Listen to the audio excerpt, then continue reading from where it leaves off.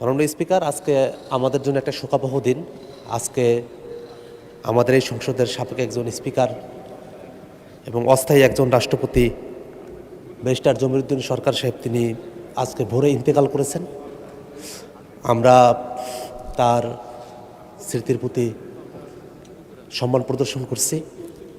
তিনি বাংলাদেশের জন্য দীর্ঘ সময় ধরে কাজ করেছেন এবং বিশেষত আমরা যারা আইন অঙ্গনের মানুষেরা আছি আমরা তাকে দীর্ঘ সময় ধরে চিনি এবং জানি।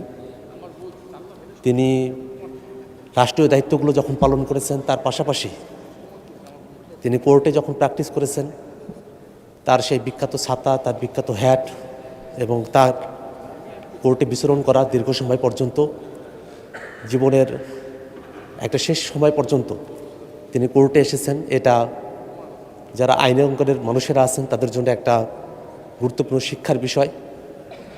এবং আজকের এই ভোগান্তি ভুলে চলে আসুন রিগালে। ওয়ারেন্টি সহ স্টাইলিশ কালেকশন নিয়ে রেডি রিগাল ফার্নিচার। সংসদে তার একজন যোগ্য সন্তান আমাদের সাথে আছেন। আমরা তার প্রতি এবং তার পরিবারের প্রতি শোক প্রকাশ করছি। আমরা চাই এই বাংলাদেশের মানুষেরা যারা নতুন এক বাংলাদেশের স্বপ্ন দেখেছিল, সেই স্বপ্নের সাথে ব্যারিস্টার জমিরুদ্দিন সরকার তার যে স্বপ্নের আবহ ছিল সেটাকে মিলিয়ে নিয়ে সামনের দিনে আমরা যেন সেই স্বপ্নগুলোকে বাস্তবায়ন করতে পারি।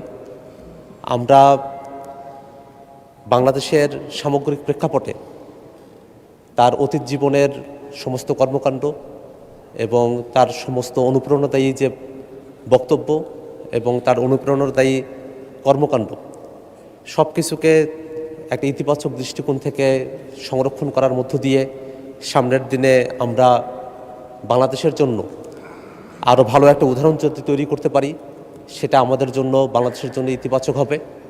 আমরা সামগ্রিকভাবে আজকের এই সংসদ থেকে আমাদের সদ্য প্রয়াত ব্যারিস্টার জমিরুদ্দিন সরকার, আমাদের সাবেক রাষ্ট্রপতি এবং সাবেক স্পিকার এবং অস্থায়ী রাষ্ট্রপতি, তার পরিবারের প্রতি আমরা শোক জ্ঞাপন করছি এবং আমরা আল্লাহ রাব্বুল আলামিনের দরবারে দোয়া করি আল্লাহ রাব্বুল আলামিন যেন তাকে জান্নাতের উচ্চ মাকাম দান করেন, তার জীবনের ভালো জিনিসগুলোকে গ্রহণ করেন এবং ত্রুটি বিচ্ছুতিগুলোকে ক্ষমা করে দেন।